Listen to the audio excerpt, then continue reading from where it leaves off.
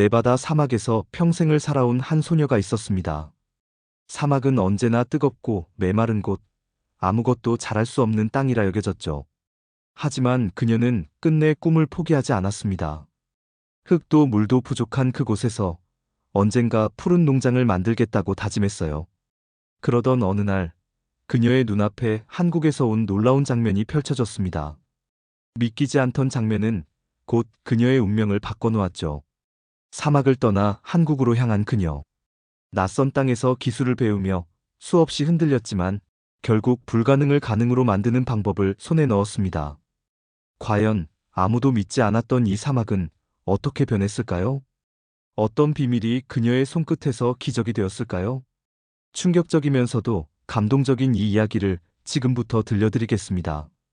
안녕하세요. 제 이름은 세라피나 베일이에요. 저는 네바다 사막에서 평생을 살아왔어요. 아침에 눈을 뜨고 창문을 열면 항상 같은 풍경이 보였어요. 끝없이 펼쳐진 모래와 바위, 그리고 뜨거운 열기 속에서도 간신히 버티는 몇 그루의 선인장뿐이었어요. 하늘은 늘 구름 하나 없이 노랗게 타오르는 태양만 떠 있었어요. 사람들은 흔히 사막을 아무 쓸모없는 땅이라고 생각해요.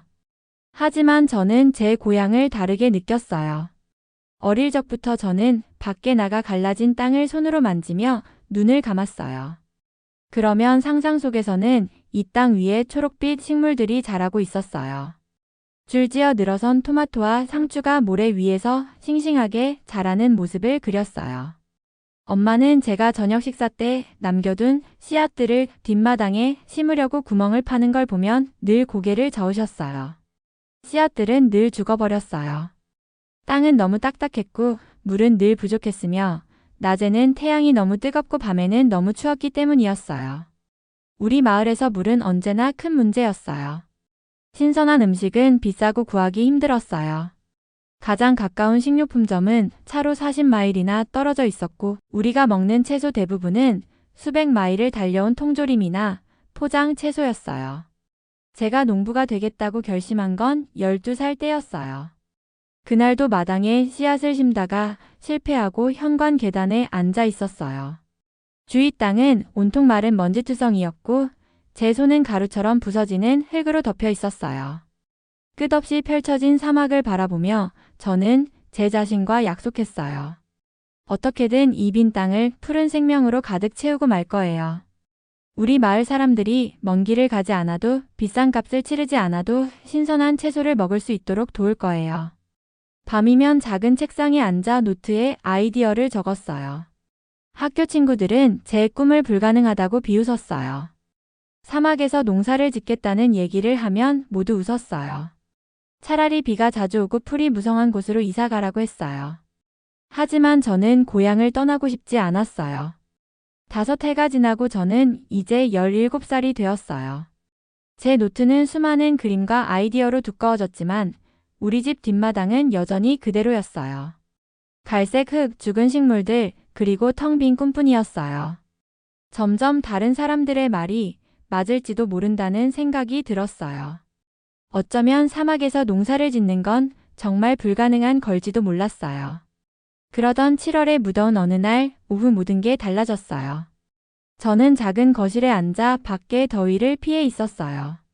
저는 텔레비전 채널을 이리저리 돌리다가 놀라운 장면을 보게 되었어요.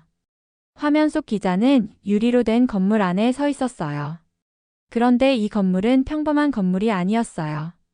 바닥에서 천장까지 온통 푸른 식물들이 줄지어 자라고 있었어요. 상추, 토마토, 허브, 그리고 제가 한 번도 본 적 없는 채소들이었어요. 그 식물들은 높이 쌓인 선반 위에서 하늘을 향해 자라고 있었고 모든 게 깨끗하고 정돈돼 있었어요. 그런데 저를 가장 충격에 빠뜨린 건 흙이 전혀 없었다는 거였어요.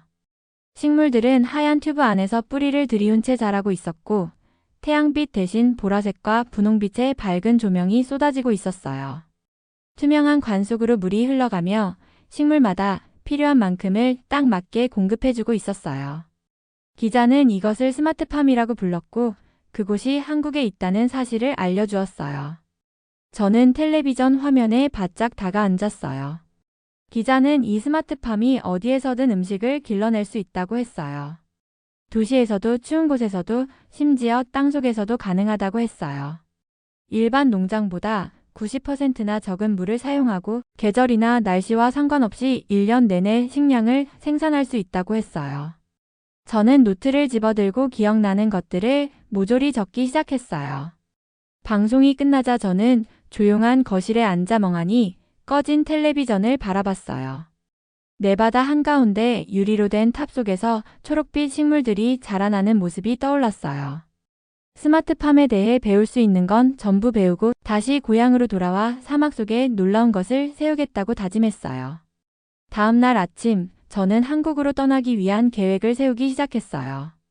8달이 지나 저는 한국 서울 한복판에 서 있었어요. 집에서 보던 풍경과는 모든 게 달랐어요. 끝없이 펼쳐진 사막 대신 하늘을 향해 솟아오른 빌딩들이 가득했어요. 유리로 된 고층 건물들이 거대한 손가락처럼 회색 하늘을 찌르고 있었고 수백만 명의 사람들이 인도 위를 쏟아져 나오듯 바쁘게 지나갔어요. 소리도 정말 압도적이었어요. 자동차 경적이 끊임없이 울렸고 지하에서는 지하철이 덜컹거리며 달렸어요. 가게 스피커에서는 음악과 안내 방송이 계속 흘러나왔어요. 네바다 사막에서는 바람소리 말고는 늘 고요했는데 여기 도시는 결코 멈추지 않고 소음을 만들어내는 것 같았어요. 제가 처음 방문한 스마트팜은 텔레비전에서 봤던 것보다 훨씬 더 놀라웠어요. 그 건물은 3층 높이의 새하얀 외관을 하고 있었어요. 안으로 들어서자마자 서늘한 공기가 제 몸을 부드럽게 감싸 안았어요. 금속 선반 위에는 바닥에서 천장까지 채소들이 줄지어 자라고 있었고 보라색과 분홍색 LED 불빛이 층마다 식물 위로 쏟아지고 있었어요. 모든 게 너무 깨끗하고 정돈되어 있었어요. 흰 가운을 입은 직원들이 줄 사이를 조심스럽게 오가며 하나하나 식물을 살펴보고 있었어요. 컴퓨터 화면에는 온도, 습도, 그리고 식물이 받는 물의 양을 측정한 숫자와 그래프가 가득 표시돼 있었어요. 마치 음식을 기르기 위해 설계된 실험실에 들어온 것 같았어요. 저는 스마트팜을 배우고 싶어하는 국제 학생들을 위한 교육 프로그램에 참가했어요. 브라질, 케냐, 인도, 멕시코 등 여러 나라에서 온 사람들이 있었고 모두 같은 꿈을 가지고 있었어요. 이 기술을 자기 나라로 가져가는 것이었죠. 한국 선생님들은 제가 복잡한 시스템을 이해하지 못해도 늘 인내심을 가지고 친절하게 가르쳐 주셨어요. 한 방울의 물도 낭비하지 않고 관 속을 흐르는 물의 원리를 보여주셨고 LED 조명이 햇빛을 대신해 식물을 더 빨리 자라게 하는 방법도 알려주셨어요. 흙 대신 뿌리를 통해 공급되는 영양소에 대해서도 세세하게 설명해 주셨어요. 저는 매일 노트를 가득 채웠어요. 물 시스템의 구조를 도표로 그렸고 다양한 영양소의 이름을 적었어요. 모든 것을 자동으로 측정해주는 센서에 대해서도 배웠어요. 제 머릿속은 새로운 지식으로 가득 찼고 마치 스펀지가 물을 흡수하듯 배워나갔어요.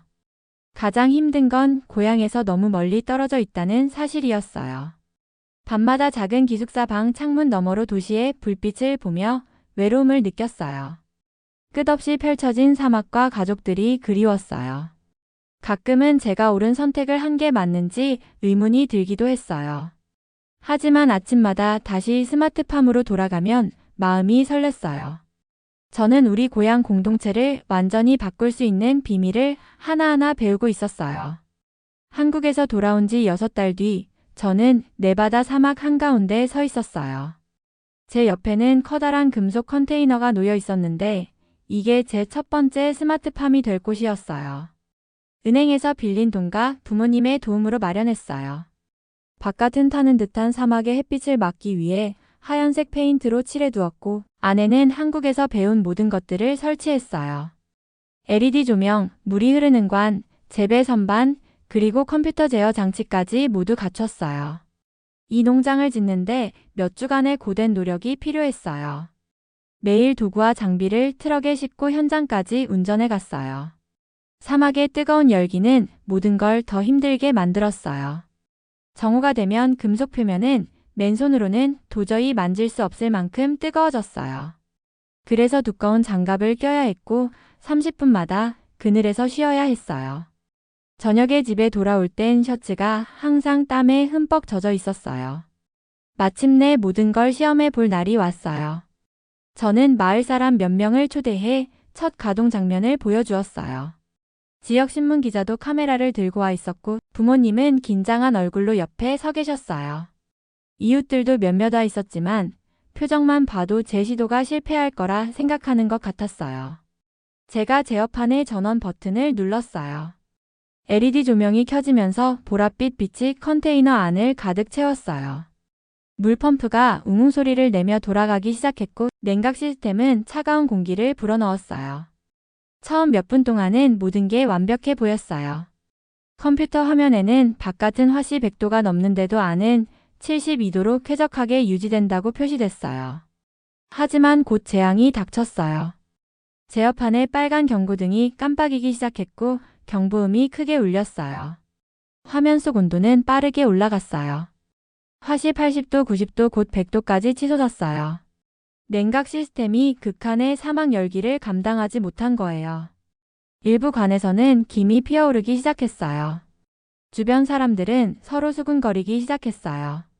누군가는 이게 사막에서 될 리 없다고 말하는 소리가 들렸어요.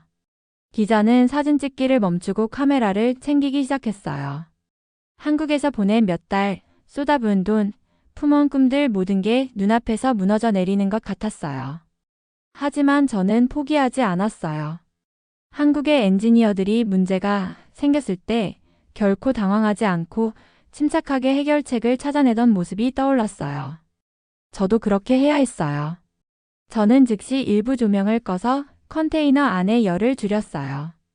그리고 트럭으로 달려가 큰 방수천을 꺼내 아버지와 함께 컨테이너 위에 덮어 그늘을 만들었어요.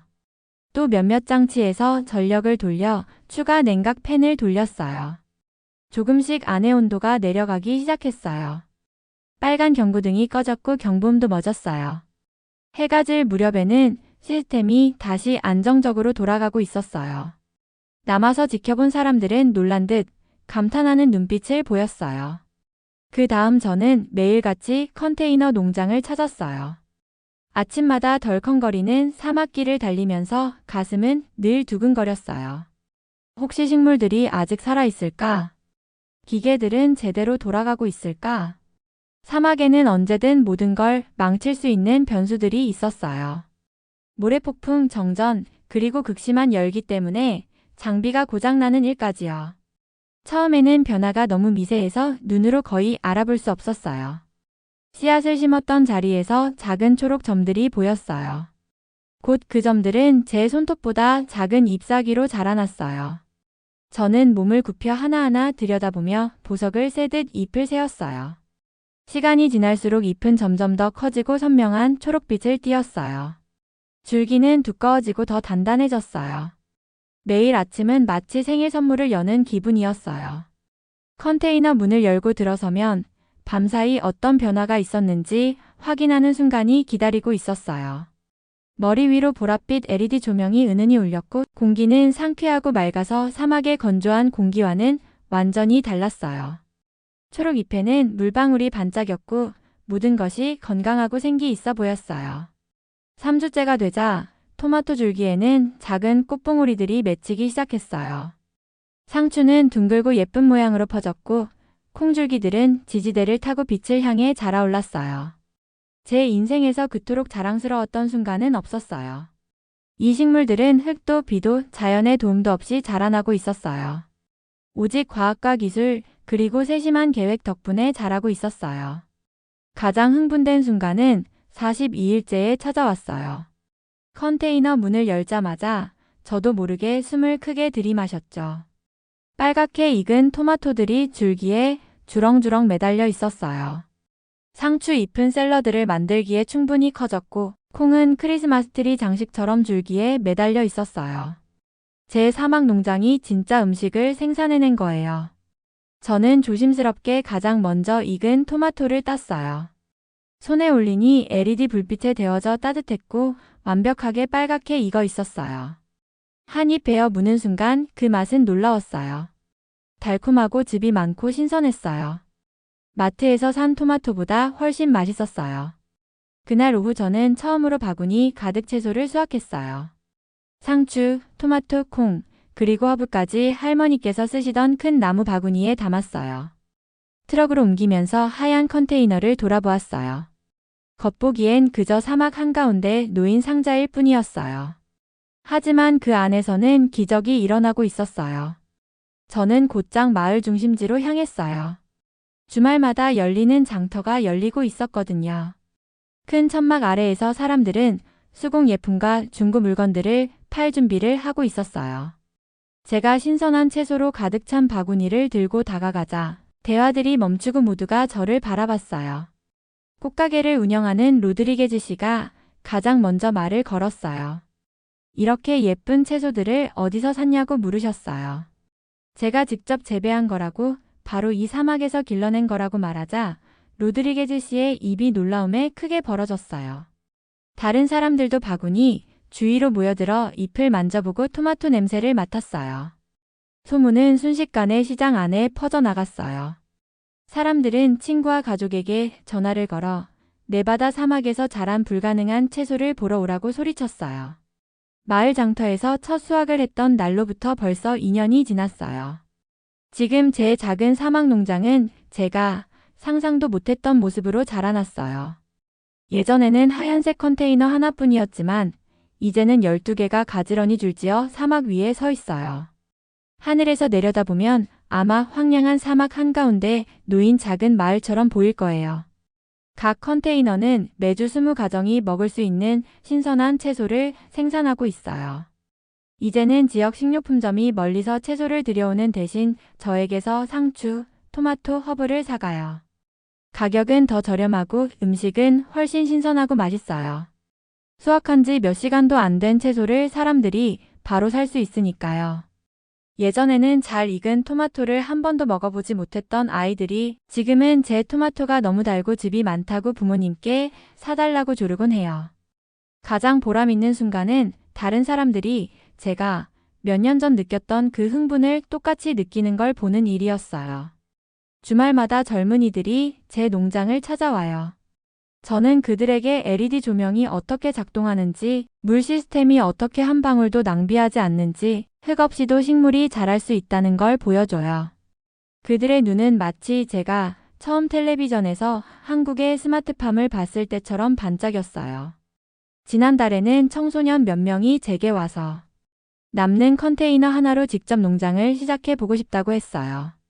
저는 그들에게 한국에서 배운 모든 걸 가르쳐 줬어요. 영양분을 섞는 법, 조명을 조절하는 법, 컴퓨터 시스템을 관리하는 법까지요. 그 아이들이 처음으로 채소를 수확하던 날, 저는 마치 제 할머니 바구니에 첫 채소를 담던 제 모습이 떠올라서 벅찬 마음이 들었어요. 지역 신문에서는 우리 사막 농장 이야기를 3번이나 기사로 실었어요. 라스베이거스에서 텔레비전 기자들이 직접 와서 불가능한 곳에서 음식을 길러낸 소녀라는 주제로 촬영을 하기도 했어요. 하지만 저를 가장 자랑스럽게 만든 건 지난주에 받은 한 통의 이메일이었어요. 서울에서 저를 가르쳐 주셨던 박지훈 교수님이 보내주신 거였어요. 교수님은 다른 나라로 돌아간 학생들에게 제 소식을 전해 들으셨다고 했어요. 한국의 기술이 전 세계 공동체가 스스로 음식을 길러낼 수 있도록 돕고 있다며 자랑스럽다고 하셨어요. 언젠가 다시 한국에 와서 직접 선생님이 되어 어려운 땅에서 스마트팜을 실현하려는 다음 세대 학생들을 가르쳐 달라는 초대도 해주셨어요. 지금은 매일 저녁집 밖으로 나와 사막 풍경을 바라봐요. 여전히 모래 언덕과 바위 투성이 언덕이 끝없이 펼쳐져 있지만 더 이상 텅 비어 보이지 않아요. 저는 이 땅 위에 더 많은 스마트팜이 세워지는 모습을 상상해요.